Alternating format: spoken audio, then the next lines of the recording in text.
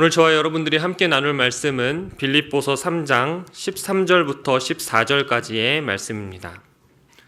저와 여러분들이 한 목소리로 합독하도록 하겠습니다. 형제들아, 나는 아직 내가 잡은 줄로 여기지 아니하고 오직 한 일, 즉 뒤에 있는 것은 잊어버리고 앞에 있는 것을 잡으려고 표대를 향하여 그리스도 예수 안에서 하나님이 위에서 부르신 부름의 상을 위하여 달려가노라. 아멘. 오늘의 말씀은 표대를 향하여입니다. 표대, 최종 목적지죠. 최종 목적지에 깃발을 꽂아놓고 이 깃발을 바라보며 달려나가는 것입니다. 목표를 설정해놓고 그 목표를 바라보면서 나아가는 것입니다. 우리가 어떤 일을 할 때에 목표가 있느냐 없느냐는 굉장히 중요합니다. 이 목표라는 것이 방향성에 있어서 또 가치 판단을 함에 있어서 중요한 요소로 작용하기 때문에 그렇습니다. 오늘 간간히 저에 대한 이야기도 나누면서 말씀을 나누려고 하는데요. 저는 2013년부터 샘물교회 전도사로 사역을 시작하면서 현재까지 사실 어제 저녁까지 고3 기도회를 마지막으로 임팩트인 사역을 감당했습니다. 돌아보니까 9년 정도 임팩트인에서 사역을 한 것 같습니다. 저는 이 임팩트인 아이들을 향한 목표가 있었습니다. 우리 아이들이 중등부, 고등부를 거쳐서 어떤 아이들이 되면 좋을까? 여러분들은 어떻게 생각하십니까? 제가 세운 목표는 아주 단순했습니다. 이 아이들이 청년부에 올라가면 좋겠다. 임팩트인 아이들이 대학생이 되면 한 명도 빠짐없이 청년부 목장에 참석하면 좋겠다. 이것이 저의 바람이었습니다. 조금 더 멀리 바라보는 목표가 있다면 20, 30년 뒤에는 이 아이들이 우리 샘물교회의 집사님, 장로님, 권사님이 되면 좋겠다. 이러한 목표를 가지고 사역을 했습니다. 어떻게 목표가 괜찮았던 것 같습니까?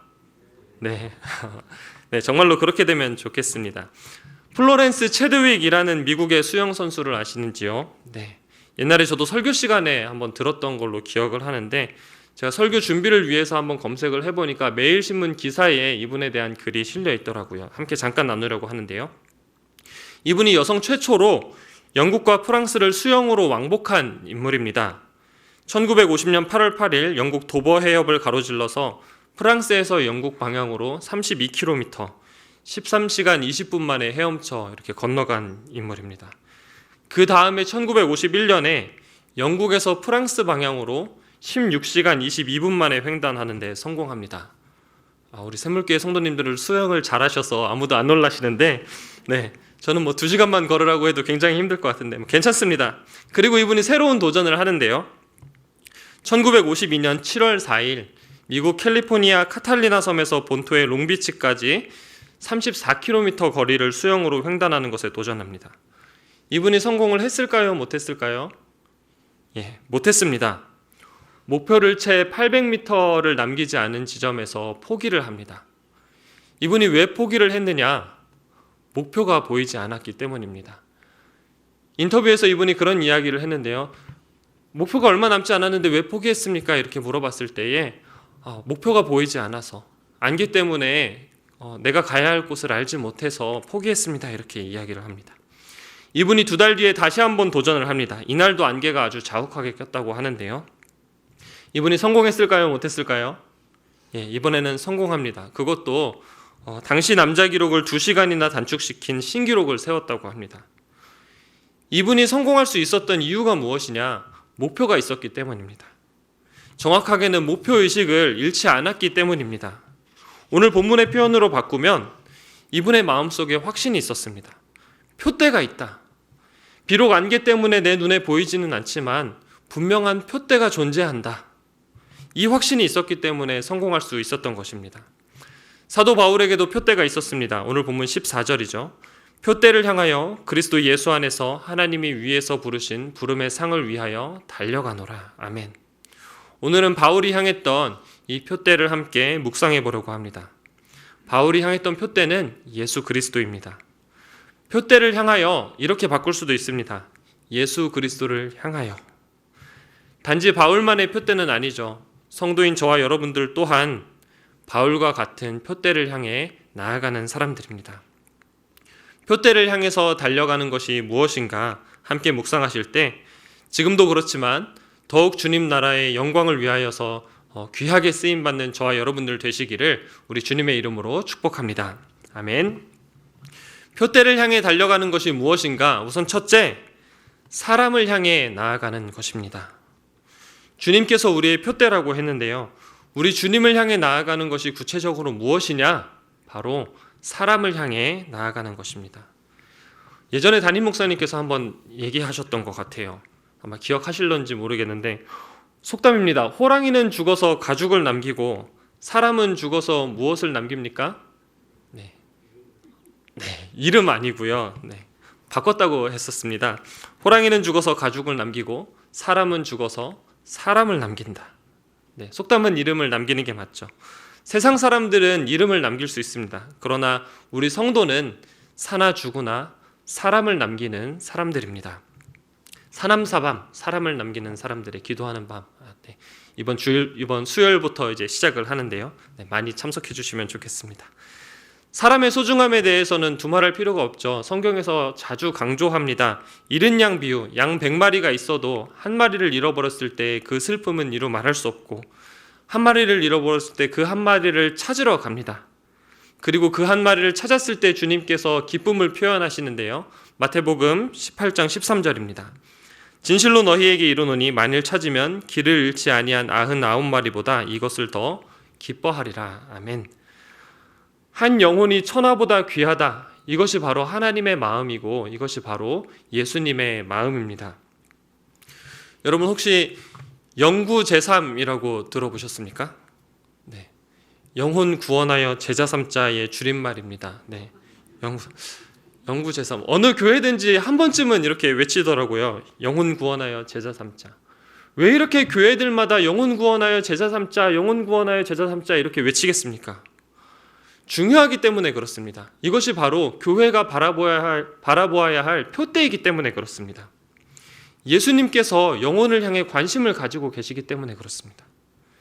사도 바울도 이 표대를 향해서 나아갑니다. 바울의 관심이 사람에게 있었는데요. 작년에 로마서를 묵상했는데 저는 로마서 16장이 참 인상적이었습니다.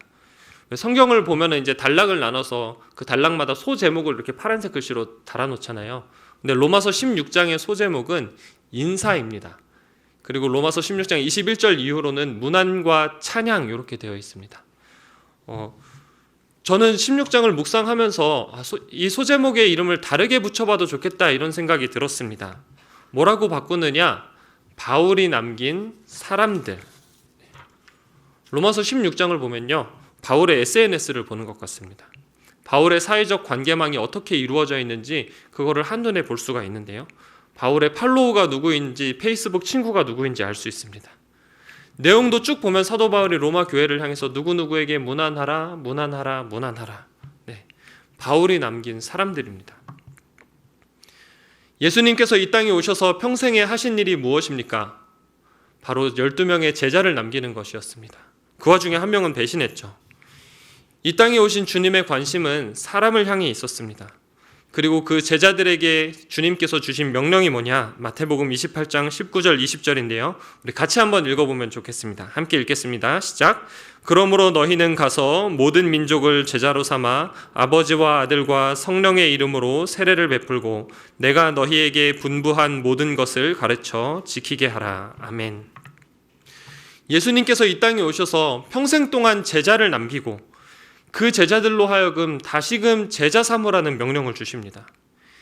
이 땅에서 주님의 관심은 사람을 향해 있었고 주님께서 남기신 그 사람들을 향해서 다시금 너희들도 사람을 남겨라. 이 메시지를 주고 계신다라는 것입니다. 그 일을 위해서 하늘과 땅의 모든 권세를 너희에게 줄 것이고 내가 세상 끝날까지 너희와 함께 할 것이다. 이 메시지를 주십니다. 사람과 공동체, 제가 임팩트인 사역을 하면서 쉬지 않고 외쳤던 구호입니다. 제가 지은 건 아니고요. 우리 샘물교회 강주영 목사님이 지었습니다.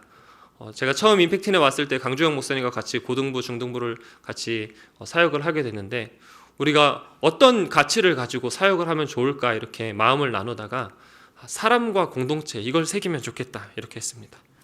그래서 아마 박기중, 강주영의 임팩트인 사역을 우려내면 마치 사골처럼 우려내면은 사람과 공동체만 남았으면 좋겠는데 아이들 마음속엔 어땠는지 잘 모르겠습니다. 여하튼 사람을 소중히 여겨야 한다. 마침 지난주에 담임 목사님께서 같은 말씀을 주셨습니다. 사람을 소중히. 임팩트는 아이들에게도 이것을 가르쳤습니다. 너희들이 1차적으로 하나님의 존귀한 자녀이다. 너희 자신을 소중히 여겨야 한다. 그리고 옆에 있는 친구들, 예수 그리스도를 모르고 죽어가는 영혼들, 그들을 소중히 여겨야 한다. 어떻게 잘 가르친 것 같습니까? 네. 저는 지난 2월 16일에 공식적으로 선교사 신분으로 인준을 받았습니다. 여기 배지 저 평소에 안 하고 다니는데 우리 고신교단 선교사 배지예요. 그래서 저 선교사 됐어요. 네. 그런데 이 선교라는 것이 멀리 있는 게 아닙니다. 바로 내 옆에 있는 사람을 소중히 여기는 것. 이게 선교입니다. 선교는 내 옆에 있는 사람을 소중히 여기는 것으로부터 시작합니다. 우리 가족, 친지 가운데 아직도 예수님을 알지 못하는 분들이 계시다면 그들을 위해 기도하고 섬기고 또 나를 통해서 전달되는 복음, 그것이 바로 선교입니다. 교회 안에서도 마찬가지죠. 내가 품고 있는 한 영혼, 우리 목장의 새로운 VIP, 그분들이 그리스도의 장성한 분량이 충만한 데까지 이르도록 그들을 위해서 기도하고 권면하고 위로하며 섬기는 일, 이것이 바로 선교입니다. 사랑하는 우리의 다음 세대, 우리 자녀들이 미전도 종족인 거 아시죠? 선교학적으로 한 종족 안에 그리스도인이 5% 미만으로 있으면 미전도 종족이라고 합니다. 대한민국의 다음 세대는 미전도 종족입니다. 우리의 다음 세대를 위해서 기도하고 우리 자녀들이 하나님을 경외하는 믿음의 세대로 자라날 수 있도록 권면하고 양육하는 것, 이것이 바로 선교입니다. 저는 4월 2일에 아마 그때쯤 될 것 같은데 인도네시아 말랑이라는 지역으로 선교를 갑니다. 언어 훈련이 끝나고 나면 현지 장로교단이 있습니다. 그래서 거기 신학교에서 교수로 봉사하게 되는데요. 박기준 선교사가 인도네시아 가면 뭐 하냐? 간단하게 얘기하면 교수 사역 이렇게 이야기할 수 있습니다. 그런데 저는 교수 사역이라는 것보다는 사람을 남기는 사역이라고 부르고 싶습니다. 복음을 위해 헌신하는 한 사람, 제자를 남기고 싶습니다. 한 아이를 키우려면 온 마을이 필요하다. 아프리카 속담입니다. 정말로 그렇죠. 한 아이를 키우기 위해서 들어가는 그 에너지가 이만저만이 아닙니다. 그런 의미에서 우리의 부모님들 참으로 고생하셨습니다. 수고하셨습니다. 존경합니다. 그런데 한 명의 제자를 키우기 위해서는 무엇이 필요하겠습니까? 한 명의 제자를 키우기 위해서는 온 교회가 필요합니다. 꼭 인도네시아가 아니더라도 우리 주변의 불신자들, 다음 세대, 그리고 가능하다면 선교지에도 한 명의 제자를 키우기 위해서 우리 샘물교회가 든든한 울타리가 되어주시면 좋겠습니다. 이것이 주님께서 하신 사역이었고 바울이 바라보는 표대였습니다. 사람을 향해서 달려가라. 혹시 마음이 동하시면 저와 여러분들이 기쁨으로 이 길을 걸어가시면 좋겠습니다. 복음이 필요한 곳으로 한 걸음 더 가까이 나아가는 저와 여러분들 되시기를 우리 주님의 이름으로 축복합니다. 아멘. 두 번째, 표대를 향해서 달려가는 것이 무엇인가? 두 번째로 교회를 향해 나아가는 것입니다. 그리스도 예수 안에서 우리가 나아가야 할 또 하나의 표대는 바로 교회입니다. 교회를 향해 나아가라, 이 표현을 우리에게 적용하면 이렇게 바꿀 수 있습니다. 건강한 교회를 세워라. 교회가 왜 중요하냐? 교회는 한 사람을 세우는 공동체이기 때문에 그렇습니다. 성도가 자라는 보금자리가 바로 교회이기 때문에 교회가 중요합니다. 영혼 구원하여 제자 삼는 공동체, 그 공동체가 바로 교회이기 때문에 교회가 중요합니다. 하나님이 우리의 아버지라면 교회는 우리의 어머니입니다. 제가 한 말은 아니고요. 고대교회 교부인 키프리안이 이런 말을 했습니다. 교회를 어머니로 가지지 않는 자는 하나님을 아버지로 모실 수 없다. 칼빈도 기독교 강의에서 교회를 표현하면서 신자의 어머니인 거룩한 공교회라고 이야기합니다. 좋은 어머니 밑에서 자녀들이 건강하고 안전하게 자라는 것처럼 좋은 교회 안에서 우리가 말 그대로 거룩한 주님의 자녀, 성도로 자랄 수가 있는 것입니다. 교회를 통해서 신앙이 자라고 교회를 통해서 신앙이 전수되고 교회를 통해서 하나님 나라가 확장됩니다. 바울도 이걸 알았습니다. 그래서 바울의 관심은 사람이면서 동시에 교회였습니다. 바울의 선교 사역이 단지 영혼 구원에 국한되지 않았습니다. 바울의 선교 전략을 살펴보면요, 교통이 발달한 거점 도시에 교회를 세우고 이 교회가 든든하게 설 수 있도록 돕는 사역을 했습니다. 고린도 교회, 갈라디아 교회, 에베소 교회, 빌립보 교회 다 교회를 세우는 사역이었습니다. 그리고 그 교회들이 주변 지역에 복음을 전하고 교회를 통해서 하나님의 나라가 확장되어 가는 그런 선교 전략을 바울이 펼쳤던 것입니다. 바울이 교회를 향해서 보내는 편지가 다 성경으로 이렇게 정경으로 되었는데요. 바울의 마음속에서 사라지지 않는 이름, 그것이 바로 교회였습니다. 예수님은 어땠을까요? 예수님의 관심도 교회에 있었습니다. 예수님 자신이 교회의 머리가 되시고 교회의 몸이 되신다고 말씀하십니다. 예수님께서 교회와 자기 자신을 동일시하는 거예요. 예수님께서 베드로의 고백 위에 교회를 세우겠다고 하시면서 교회를 향해 권세를 주셨습니다. 천국 열쇠를 내게 주겠다. 땅에서 매면 하늘에서도 매일 것이고 땅에서 풀면 하늘에서도 풀릴 것이다. 조금 과장해서 이야기하면은 하나님께서 교회의 일을 하나님의 일로 여긴다라는 것입니다. 우리 주님께서 아무런 미련 없이 승천하실 수 있었던 이유가 무엇인가? 이 땅에 교회가 남아 있었기 때문입니다. 예수님이 제자들을 더 가르칠 수도 있고 이 땅에서 더 큰 기적을 베풀 수도 있었지만 예수님께서 두말하시지 않고 승천하신 이유는 성령님께서 이 땅에 오시는 것과 동시에 교회가 시작될 것을 알고 계셨기 때문입니다. 예수님께서 이 땅에 오셔서 선포하신 그 말씀, 회개하라 천국이 가까이 왔느니라. 이제는 교회가 이 주님의 메시지를 선포할 것을 우리 주님께서 알고 계셨습니다. 이제는 교회를 통해서 하나님의 나라를 이루어 가실 것이기 때문에 우리 주님께서 미련 없이 승천하신 것입니다. 아까 잠시 말씀드렸는데요. 사람과 공동체, 임팩트 사역을 하면서 반복적으로 외쳤던 구호입니다. 사람을 소중히 여겨야 한다. 이건 아까 말씀드렸고요. 그렇다면 공동체는 어떻게 하느냐? 이 공동체는 교회 공동체죠. 공동체는 지켜야 한다. 임팩트 아이들아, 사람은 소중히 여기고 교회 공동체를 너희들이 지켜나가야 한다. 임팩트 아이들에게 이것을 가르쳤습니다. 잘 가르쳤죠? 네. 답을 강요해서 죄송합니다. 그렇기 때문에 우리 임팩트 아이들에게 다른 거 바라지 않았습니다. 임팩트 졸업하면은 청년부 가서 잘 적응하고 청년부 목장 모임 잘 참여하고 20-30년 뒤에는 정말로 이 아이들이 집사님, 장로님, 권사님 돼서 우리 샘물교회를 든든하게 세워나가면 좋겠다. 이걸 바랬습니다. 저는 우리 다음 세대 아이들이 단지 복음을 아는 사람으로만, 단지 예수 믿는 사람으로만 만들고 싶지는 않았습니다. 저는 이 아이들이 교회에 소속되어서 교회를 알아가고 교회 안에서 신앙생활하기를 바랬습니다. 이 아이들 자체가 교회가 되기를 기도했습니다. 가나안 교회 아시죠? 거꾸로 읽으면 안나가 교회. 공동체를 벗어나서는 건강하게 신앙생활을 할 수가 없습니다. 왜냐하면 교회는 우리 주님께서 이 땅 가운데 남기신, 예수님 대신에 남기신 열매이기 때문에 그렇습니다. 그런 의미에서 성도 여러분, 지금도 잘하고 계시겠지만 교회를 더욱 사랑하시면 좋겠습니다. 기대하는 마음으로 예배에 참여하시고요.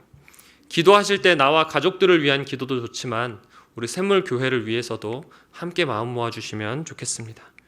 교회의 지체들을 바라볼 때에 특별히 다음 세대들을 향해서 관심과 사랑으로 바라봐 주시고 섬겨주시면 좋겠습니다.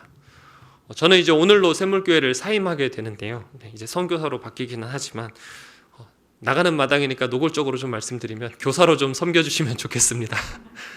해마다 교사가 없어서 참 힘들어요. 지금 고등부에서 교사 또 구하고 있는데요. 작년 선생님들 나다 싶으면은 헌신하시면 좋겠습니다. 물론 교회 안에 연약한 부분도 있습니다. 세상 앞에서 부끄러운 모습도 있습니다.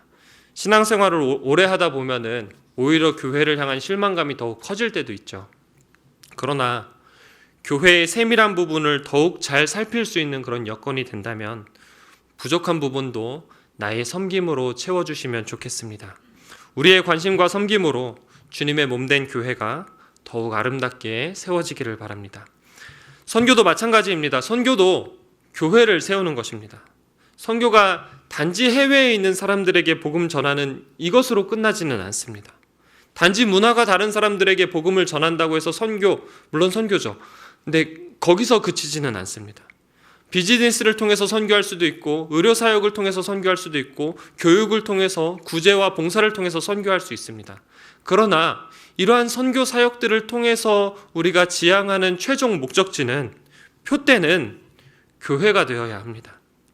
현지인이 예수 믿고 구원받았다. 이것도 좋지만 이 현지인이 입교할 수 있도록, 교회로 들어올 수 있도록 인도해야 합니다. 더 나아가 교회가 없다면 교회를 세워야 합니다. 왜냐? 하나님께서 교회를 통해서 일하시기 때문에 그렇습니다. 교회로 연결되지 않으면 그때뿐인 경우가 참 많이 있습니다. 선교사가 빠지고 흩어지는 경우가 많이 있습니다.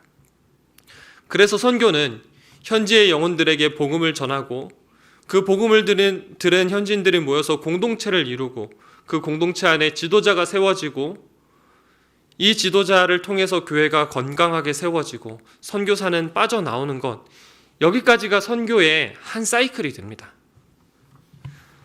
2012년부터 2019년까지 여름마다 임팩트인 아이들을 인도네시아 단기봉사 갔습니다. 이 아이들 데리고 인도네시아로 단기봉사를 갔는데요.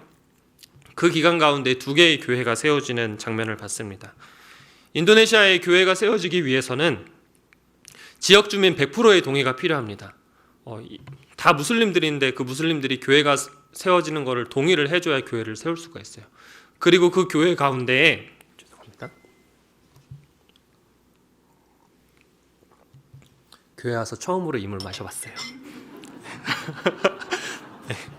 네. 이게 필요한 거군요. 네. 네. 네. 지역 주민 100%의 동의가 필요하고요. 그리고 세례교인 70명이 필요합니다. 사실상 교회가 세워지기가 굉장히 어려운 환경 가운데 있습니다. 그런데 이러한 조건이 충족되지 않으면은 법적인 보호를 받을 수가 없고, 실제로 강성 이슬람 지역에서는 교회가 테러를 당하고 이러한 일들도 벌어집니다. 근데 2012년부터 2019년까지 인도네시아 단기 봉사를 가면서 2개의 교회가 세워지는 걸 봤는데요. 한 지역을 품고 교회가 꾸준하게 방문하면서 의료 봉사를 하고, 또 학교가 필요해서 학교를 짓고, 그렇게 하면서 마을 사람들을 방문하면서 같이 기도해주고, 이렇게 하면서 지역사회의 마음이 녹았습니다. 그렇게 마을 사람들의 동의를 얻어서 교회가 세워지고 지금도 매주 예배를 드리고 있습니다. 한 교회는 힌두 지역에서, 한 교회는 이슬람 지역에서 이러한 역사가 일어났습니다.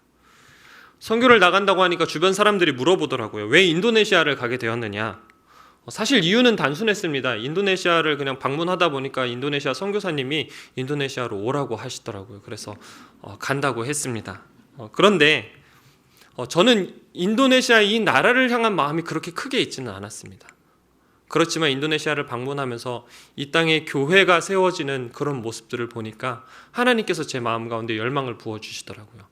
세계 최대의 이슬람 국가라고 하는 이 땅에도 하나님께서 기뻐하시는 주의 몸된 교회가 세워지면 좋겠다.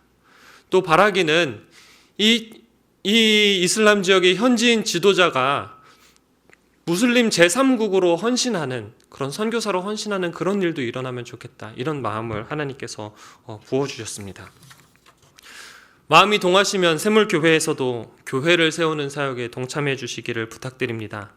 교회가 교회를 낳아야 한다. 우리 담임 목사님 설교를 통해서 그런 메시지도 주셨는데요. 나를 통해서 복음의 전진기지가, 하나님께서 기뻐하시는 건강한 교회가 세워지기를 우리 주님의 이름으로 축복합니다.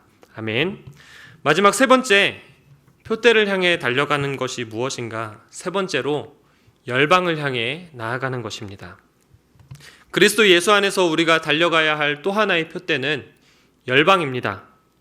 사랑하는 샘물교회 성도 여러분, 열방을 향해 나아가시기를 우리 주님의 이름으로 축복합니다. 아멘. 지금은 코로나 때문에 어렵겠지만 다시금 기회가 되면 우리 샘물 공동체의 단기 봉사를 또 하는 그런 일들이 일어나면 좋겠습니다. 영혼 구원하여 제자 삼자, 이 구호만큼이나 많이 외쳤던 구호가 있습니다. 복음 들고 땅끝까지, 열방을 향해 가라. 복음이 내 안에만 머물러 있으면 안 되죠. 복음은 계속해서 흘러가야 합니다. 사실 복음을 아는 사람은 자연스럽게 내가 알고 있는 복음을 흘려보내는 그런 삶을 살게 됩니다. 복음은 나를 넘어서 교회를 넘어서 열방으로 흘러가야 합니다. 하나님의 마음이 그렇습니다. 하나님의 관심이 애초부터 열방을 향해 있었습니다. 하나님께서 아브라함을 부르실 때도 단지 아브라함을 하나님의 자녀로 세우겠다는 게 아니라 이 아브라함을 통해서 땅의 모든 민족들이 복을 받을 수 있도록 그렇게 하나님께서 아브라함을 부르신 것입니다. 이스라엘 백성들이 출애굽할 때도 어땠습니까? 이스라엘 백성들만 나오는 것이 아니라 하나님을 경외하는 수많은 잡족들이 함께 출애굽을 하게 됩니다. 이사야서에서도 예수님에 대한 노래를 부를 때 아까 잠시 그 복음 전도 훈련 영상에서도 나왔는데요. 예수님을 향해서 이방의 빛이 되게 하겠다고 그렇게 말씀을 하십니다. 하나님의 관심이 처음부터 일관되게 열방을 향해 있었습니다. 열방을 향한 하나님의 마음은 우리 주님의 마음이기도 합니다. 예수님께서 제자들에게 주신 명령, 그러므로 너희는 가서 누구를 제자로 삼으라고요? 모든 민족을 제자로 삼아 아버지와 아들과 성령의 이름으로 세례를 베풀고. 우리 예수님의 마음 또한 모든 민족을 향해 있습니다.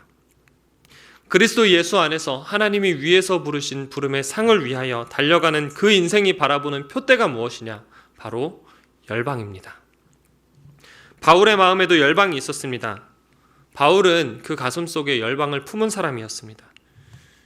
우리 예수님께서 바울을 부르실 때 이미 그러한 소명을 주셨습니다. 오늘 복음전도 훈련 메시지가 어떻게 제 설교 원고를 그대로 알고 했는지, 아나니아를 통해서 사도 바울을 부르는 그 장면, 사도행전 9장 15절인데요. 같이 한번 읽도록 하겠습니다. 시작. 주께서 이르시되 가라, 이 사람은 내 이름을 이방인과 임금들과 이스라엘 자손들에게 전하기 위하여 택한 나의 그릇이라. 아멘. 바울은 애초에 이방인에게 예수 그리스도의 이름을 전할 그릇으로 부름을 받았습니다. 소명을 받을 때부터 그랬어요. 바울 스스로도 자신을 향해서 나는 이방인의 사도라 그렇게 이야기를 합니다. 열방을 향해서 나아가는 이 사명, 바울에게만 주신 것은 아닙니다. 성도라면 누구나 감당해야 할 사명입니다. 상황 따라서, 형편 따라서 조금 차이는 있을지 몰라도 저와 여러분들은 누구나 열방을 향한 마음을 품어야 합니다. 임팩팅 사역을 하면서 사람과 공동체 열심히 외쳤다고 말씀드렸는데요. 이 아이들하고 사역하면서 가장 값진 추억이 있다면 이 친구들하고 같이 선교지를 다녀온 것입니다. 그런데 선교지를 가서 뭔가 빡세게 일을 하고 온 것은 아니었습니다. 훈련은 조금 거창하게 했습니다. 굉장히 열심히 이렇게 시켰고 그렇게 했는데 막상 선교지에 가서는 별로 한 게 없어요. 그냥 가서 이제 예배 드리고 기도하고 선교사님이 도와달라는 거 조금 도와주고 말씀도 듣고 현지인들하고 교제할, 성도들하고 교제할 일이 있으면 교제하고, 그리고 단기로 가면은 매번 하는 사역 있잖아요. 찬양하고 워십하고 드라마하고 그런 거 준비해서 했습니다. 어린 아이들하고 같이 놀고 문화체험하고 수영장도 가고 그랬습니다. 그런데 선교지를 밟아봤던 그 중고등학생 아이들이 별로 한 게 없는데도 그 땅을 밟고 돌아온 것만으로도 열방을 품고 열방을 향한 꿈을 꾸기 시작했습니다. 하나님의 마음을 가장 잘 알 수 있는 방법이 무엇이냐? 저는 확신합니다. 선교지를 방문하면 됩니다. 열방을 향한 하나님의 마음이 구구절절하게 느껴질 것입니다. 다음 세대 아이들에게 하나님의 마음을 알려주고 싶으면 어떻게 하면 되느냐? 단기 봉사를 보내시면 됩니다. 선교지를 방문하게 하시면 됩니다. 지금까지와는 조금 결이 다른 이야기인데요. 우리가 왜 선교를 해야 할까요?